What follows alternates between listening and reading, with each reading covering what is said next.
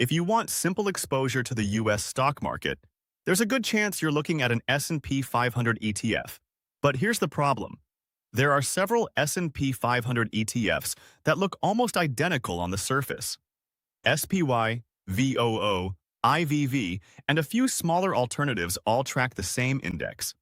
So which one is actually the best to own in Q1 of 2026? Today, we're breaking down the key differences and identifying what I believe is the best S&P 500 ETF for most long-term investors right now. First, let's quickly understand what you're buying.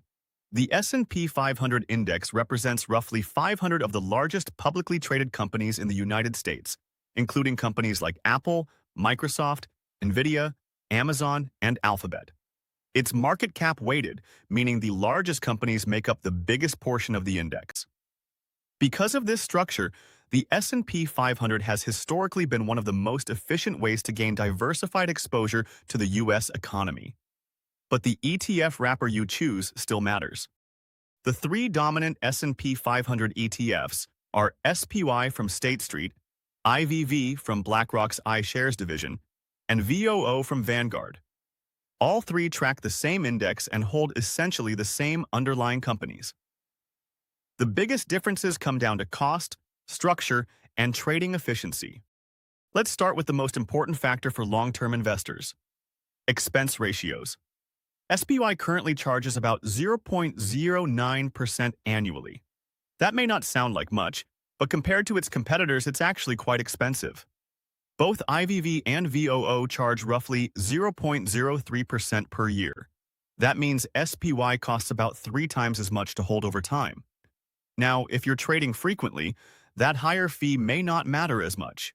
But if you plan to hold an S&P 500 ETF for 10, 20, or even 30 years, those extra basis points compound and slowly eat into long-term returns.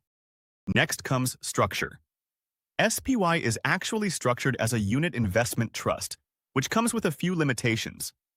For example, it cannot reinvest dividends inside the fund the same way other ETFs can, and it has slightly less flexibility in portfolio management. IVV and VOO are structured as open-ended ETFs, which allows them to operate more efficiently over time. Liquidity is where SPY still dominates. SPY is the most heavily traded ETF in the world with extremely tight bid-ask spreads and massive daily volume. That makes it a favorite for institutional traders, hedge funds, and options traders who need deep liquidity. But for long-term investors who simply want to buy and hold the S&P 500, liquidity beyond a certain point doesn't really provide much additional benefit. So when we combine cost, structure, and long-term efficiency, the ETF that stands out for most investors right now is VOO, the Vanguard S&P 500 ETF. VOO offers the same exposure to the S&P 500 as SPY and IVV, but with one of the lowest expense ratios available and a structure designed for long-term investors. It has grown into one of the largest ETFs in the world and now holds hundreds of billions in assets, which also means strong liquidity for everyday investors. In other words, you're getting essentially the exact same portfolio of America's largest companies, but at a lower cost, and with a structure that favors long-term compounding.